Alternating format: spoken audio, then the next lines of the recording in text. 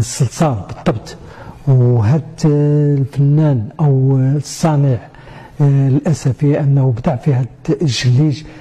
طبعا حنا كنشوفوا ان غادي نشوفوا في واحد الحلقه اللي غادي نخصوها خاصه حول الجليج اللي كاين في القصور في القصبات ديال مدينه تسويف في المنازل وفي البيوتات الكبرى.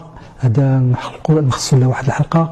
هنا حاولت نجيب واحد المجموعه اللي هي ديال الجليج. مثلا كان الجليج اللي ما قبل من يجي العملي كان في القصبات كما قلنا.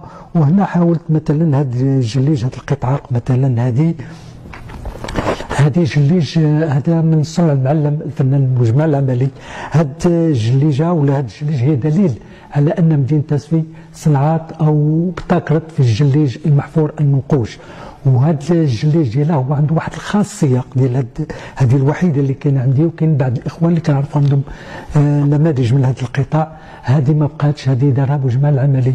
وهذا النوع ديال الجليج اللي خاضت منه مدينه فاس. وحنا كنعرفوا بان هذا النوع ديال هذه الصنعه انهم جابوها الموريسكيين معاهم لما جاوا من الاندلس للمغرب. هنا كنشوفوا مثلا هذه 12 كما كنقولوا، كاينه سداسيه، كاينه هنا كاين تقريبا واحد الورده اول ما كيشوفها العين كيتخيل لي فيها 12 مثل واحد الورده او نجوم محاطه بها. وهذا ابداع ديال بوجمع العملي. وهذا النوع ديال الجليج كان عند بوجمع العملي في الحانوت ديالو اللي كان امام ضريح سيدي عبد الرحمن مول البيبان اللي في تل الخزاف. وللاسف انه جا واحد السيد وكان خاض هذاك الجليج وخاضو وداو ما بقاش وحيدوه وداروا دابا جليج عادي. هذا هو الجليج اللي كان دار بوجمع العملي. هذا من القطع ديال القطع اللي كما قلنا محفوره ومنقوشه اللي امتازت بها مدينه تسوي.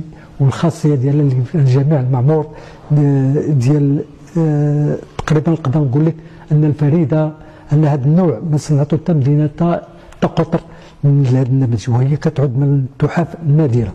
كذلك من الجليج اللي كان دار العملي لما جا لاسفي كان دار هذا النموذج.